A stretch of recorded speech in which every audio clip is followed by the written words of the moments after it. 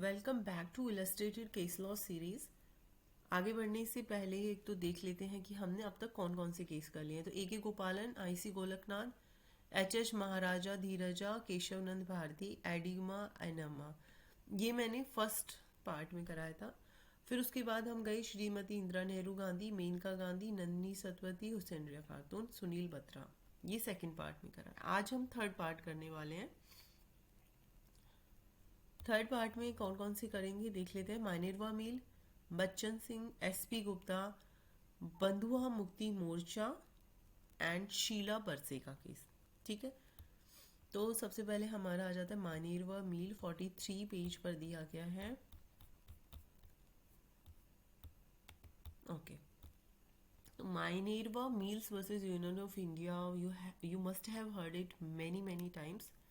आगे बढ़ने से पहले हम्बल रिक्वेस्ट ये है कि आप मेरी यूट्यूब चैनल को सब्सक्राइब कर दें, शेयर करें इस वीडियो को, सेव कर लें, बिकॉज ये आपकी एग्ज़ाम्स के लिए बहुत ज़्यादा हेल्पफुल होने वाली है। आइए स्टार्ट करते हैं। फैक्ट्स क्या है। मानेरवा मिल एक प्राइवेट टेक्सटाइल कंपनी थी। 1970 में गवर्नमेंट ऑफ इंडिया ने ऑर्डर करा कि इन्वेस्टिगेशन करा जाए, क्योंकि लो प्रोडक्शन देखा रहे थे इंडस्ट्रीज एक्ट 1951 में। तो अक्टूबर 1971 में गवर्नमेंट ने अथोराइज किया नेशनल टेक्सटाइल कॉरपोरेशन लिमिटेड को कि वो मानेरवा मिल के मैनेजमेंट को अपने अंडर ले लें। ग्राउंड क्या था कि जो इसके जो अफेयर्स थे वो हाईली डिट्रीमेंटल थे पब्लिक इंटरेस्ट के लिए। ठीक है, तो company was then nationalise under sick textile undertakings, nationalisation act 1974, उसके अंदर उसको नेशनलाइज कर दिया गया। पिटिशनर ने चैलेंज करा कॉन्स्टिट्यूशनल वैलिडिटी को, जो सिक टेक्सटाइल एक्ट का। They also challenge constitutional validity of section 4 and 55 of 42nd amendment. अब क्वेश्चन ऑफ लॉ यहाँ पे क्या रेज हो रहा है। पहला तो ये हो रहा है whether the amendment introduced by section 4 and 55 of constitution 42nd amendment act 1976 damages the basic structure of constitution. Court बोलता है सेक्शन 4 और 5 of constitution amendment act 1976 introduces a number of changes.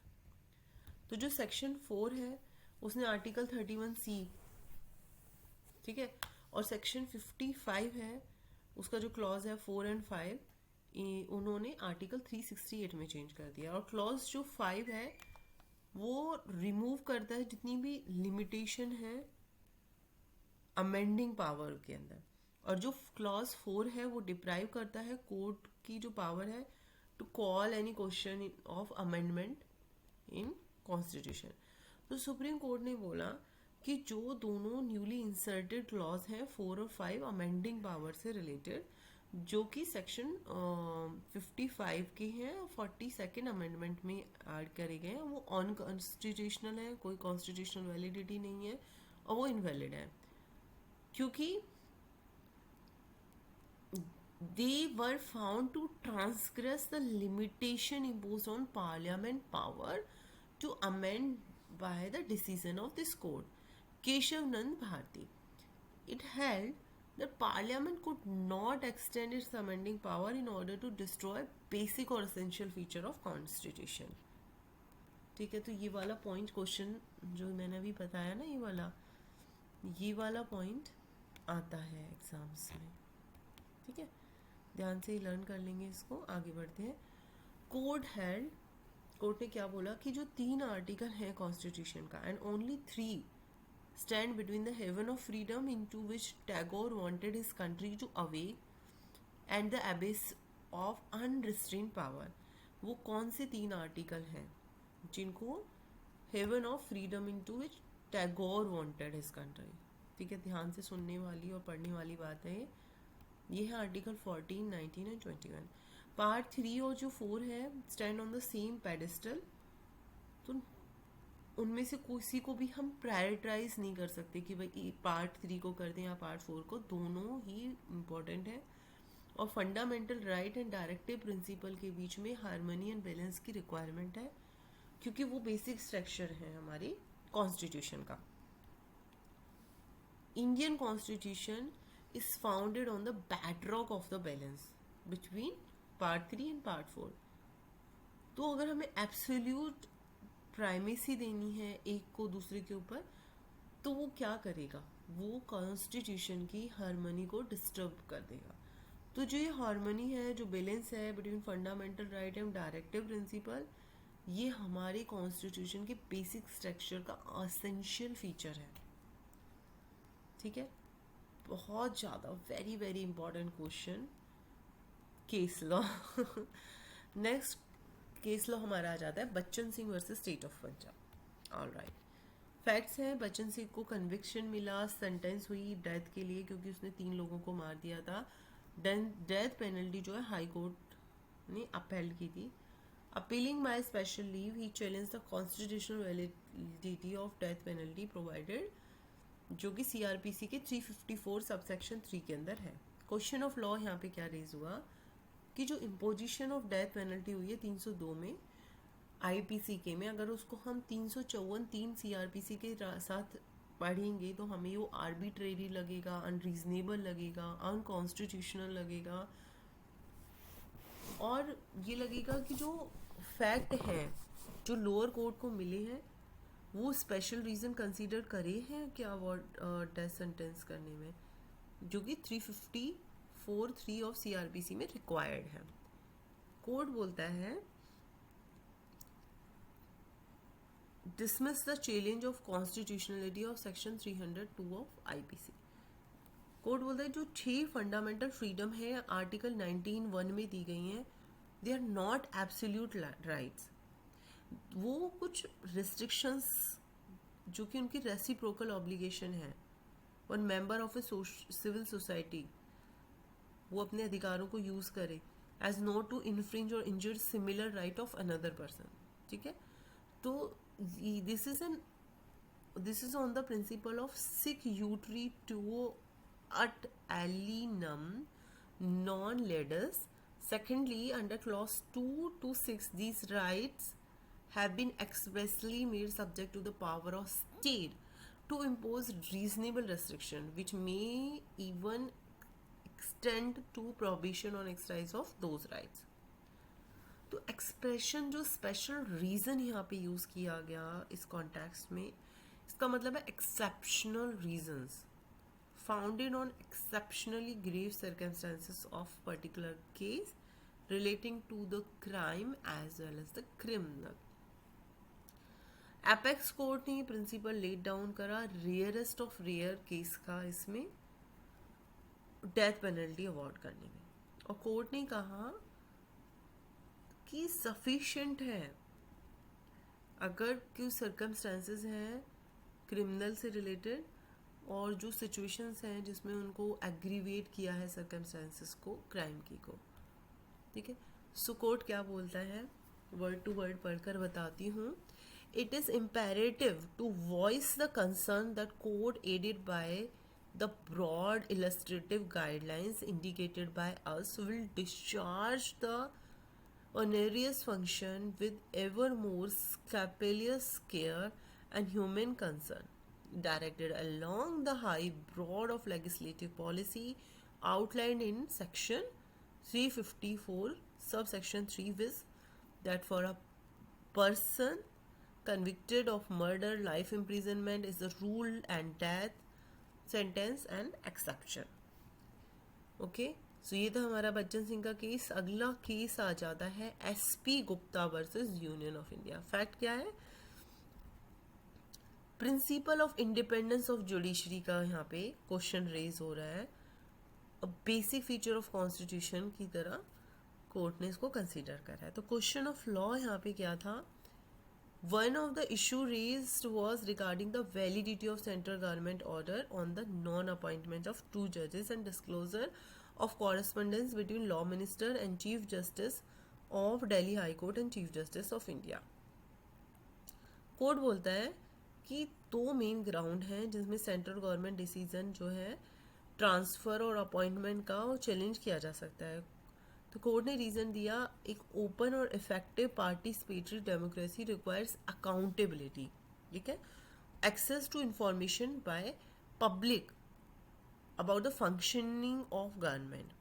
At very outset, court elaborated on the concept of independence of judiciary. क्या बोलता है court कि ये necessary है कि हम अपने आप को याद दिलाएं कि जो हमारी जुडिशरी की आज़ादी के साथ काम करने की चीज़ें हैं वो लिमिटेड नहीं है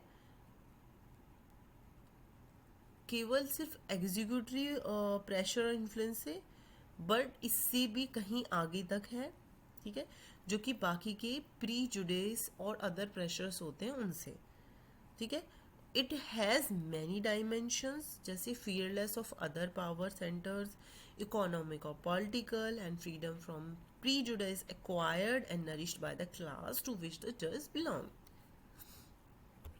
आर्टिकल 124 और 217 जो कॉन्स्टिट्यूशन का है वो डील करता है जजेस के अपॉइंटमेंट के, supreme court and high court के। They were discuss at length by the court while deciding who has the final voice in appointment of जजेस टू द हायर जुडिशरी। इस केस में कोर्ट बोलता है कि correspondence in question was not protected since it dealt with the appointment and transfer of judge. It was held to be one of the great importance to public interest. Court recognized that democratic society cannot keep the activities of the government hidden from public in order to avoid accountability and criticism. Recognize a right to know which seems implicit in the right of free speech and expression. Court reasoned that where a society has chosen to accept democracy as its cradle faith, it is elementary that citizens ought to know what their government is doing. तो court ने open government को भी decide किया, right to know which is implicit in right to free speech and expression 19(1)(a। अगला question हमारा आ जाता है Bandhua Mukti Morcha versus union of India. Fact है, supreme court treated a letter address by petitioner to enable justice Bhagwati as a written petition under article 32। Letter petitioner alleged that a large number of bonded laborers worked in inhuman, intolerable condition in stone quarries and mines situated in Faridabad, Haryana. It prayed the proper implementation of Mines Act 1952, Bonded Labour System Abolition Act 1976 and Minimum Wages Act among others. Question of law क्या है कि जो fundamental right है workman का refer करा गया है जो इस पिटीशन में, क्या वो अट्रैक्ट कर रहा है आर्टिकल 32 को? कोई जो लेटर है क्या उसको रिट पिटीशन माना जा सकता है?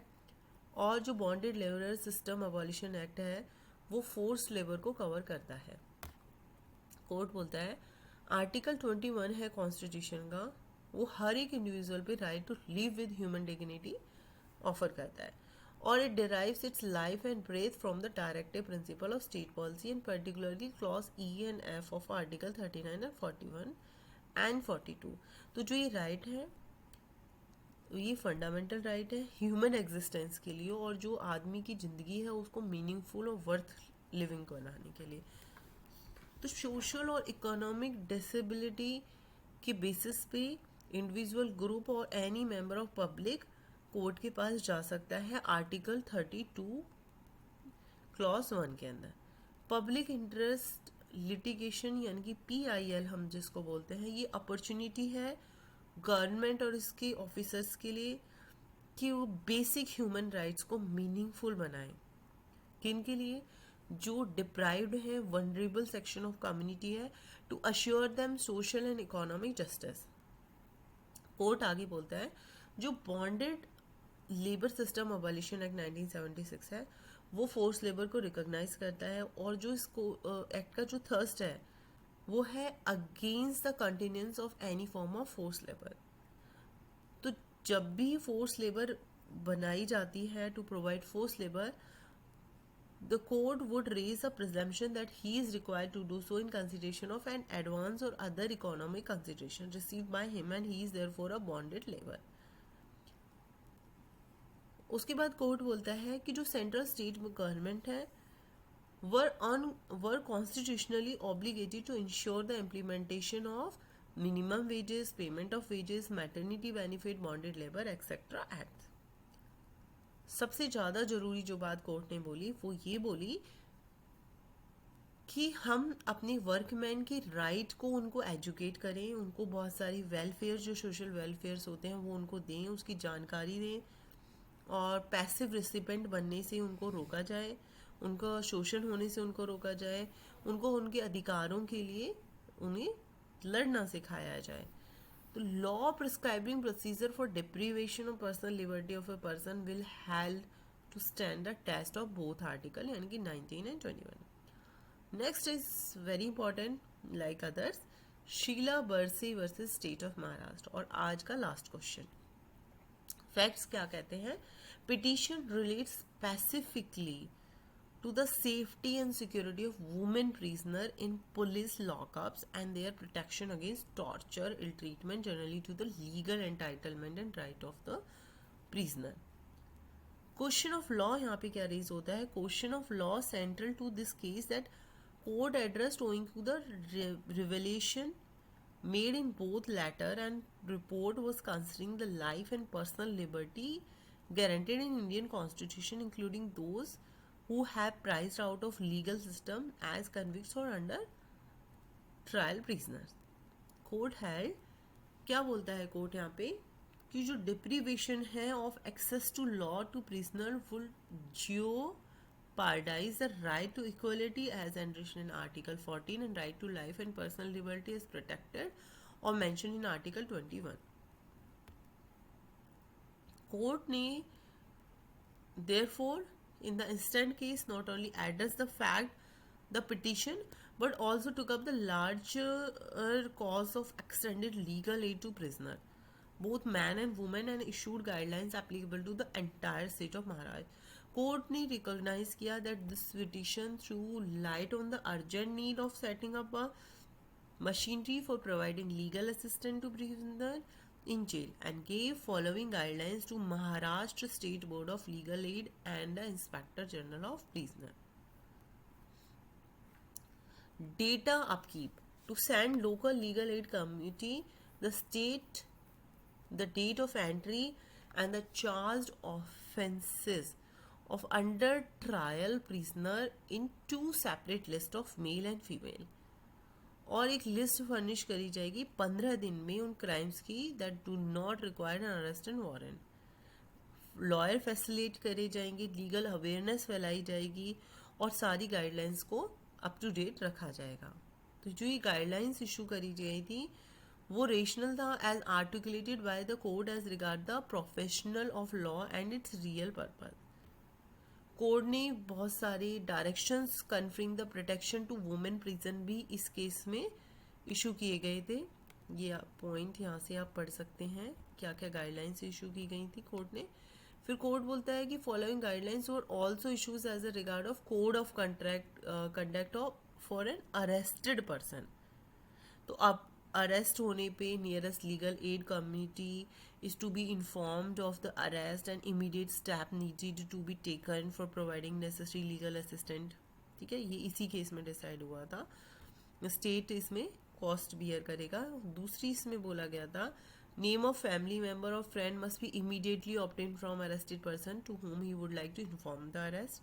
Third point, upon the arrest, the magistrate before whom the arrested person is presented is to inquire of any maltreatment in custody, inform him or her of their right under 54 of CRPC which provides for examination of arrested person at their request.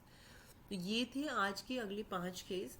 कल फिर से नए 5 case लेकर आएंगे. नए तो नहीं लेकिन इस सीरीज़ के लिए नए हैं. तो बने रहिए मेरे साथ इस सीरीज़ में और लर्न कीजिए हमारे इलस्ट्रेटेड केस लॉज जो कि किसी भी एग्ज़ाम के पॉइंट ऑफ व्यू से लीगल एग्ज़ाम कॉम्पिटिटिव एग्ज़ाम्स जो देते हैं हम UPSC SCSC and judiciary CLAT for every exam, they are very important. Thank you so much. Please share and subscribe.